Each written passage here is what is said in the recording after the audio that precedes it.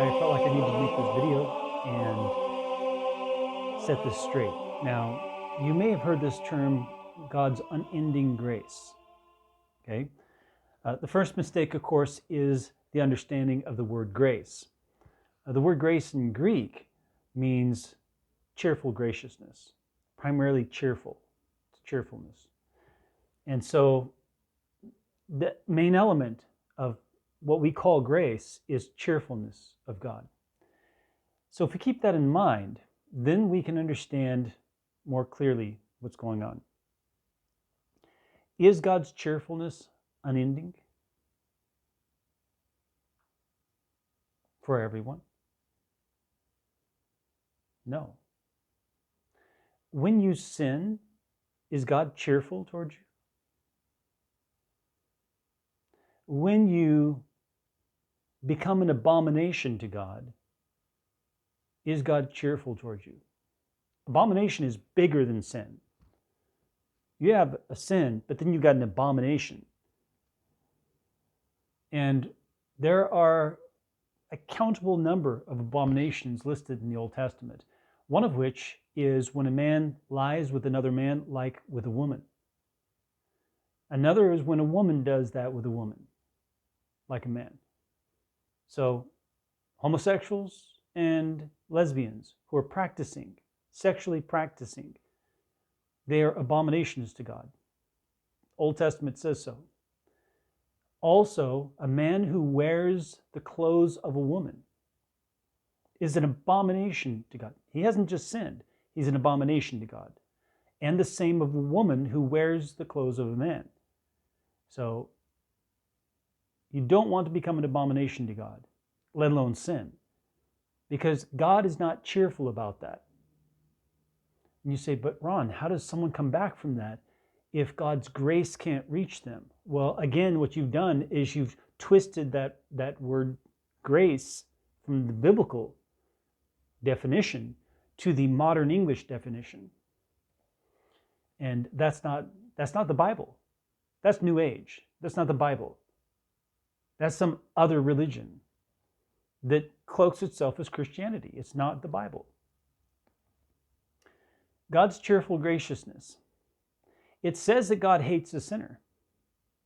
You'll see a video of mine on that. I'll try to dig it up and put a link up here for you, where God says that he hates the sinner himself. Not the sin, the sinner.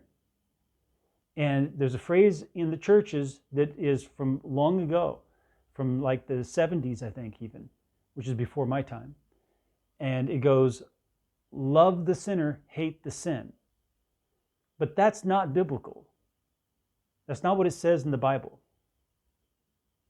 All right, so is God's grace unending? It depends first on what you mean by grace.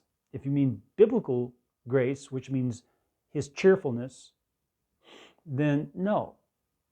If you mean grace like some New Age type of grace, then, well, that's not even up for a discussion, because we're not talking about something that's not biblical.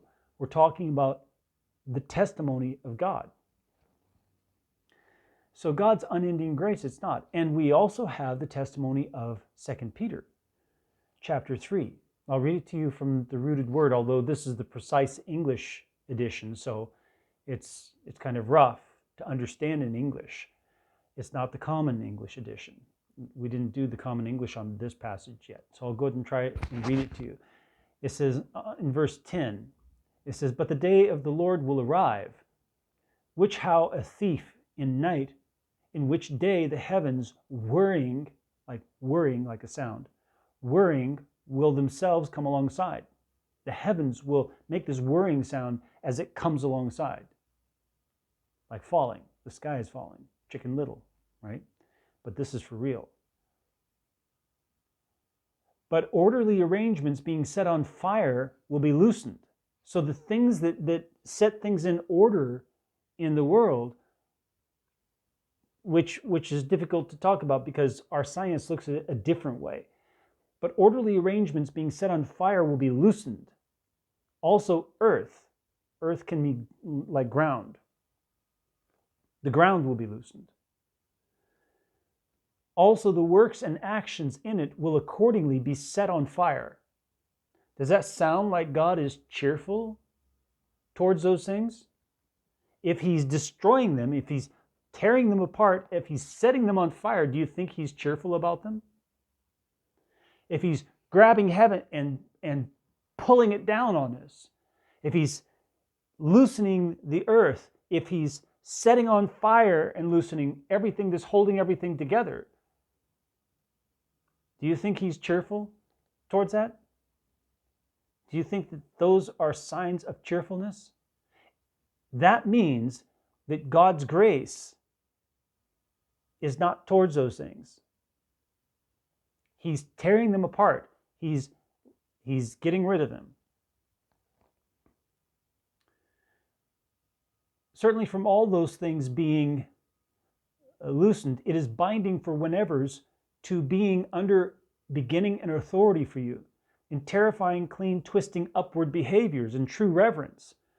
Those watching forward also speeding the being alongside of the day of God, through which heavens, being kindled with fire, will be loosened, and orderly arrangements being set on fire are being liquefied.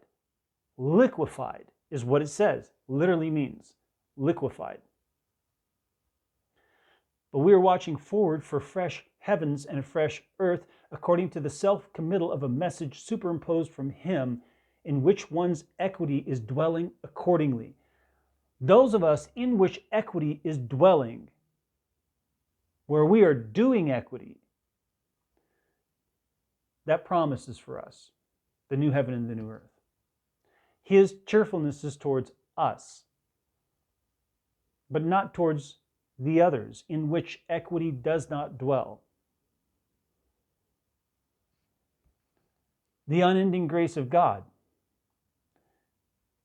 God's unending cheerfulness is towards those who are unending equity.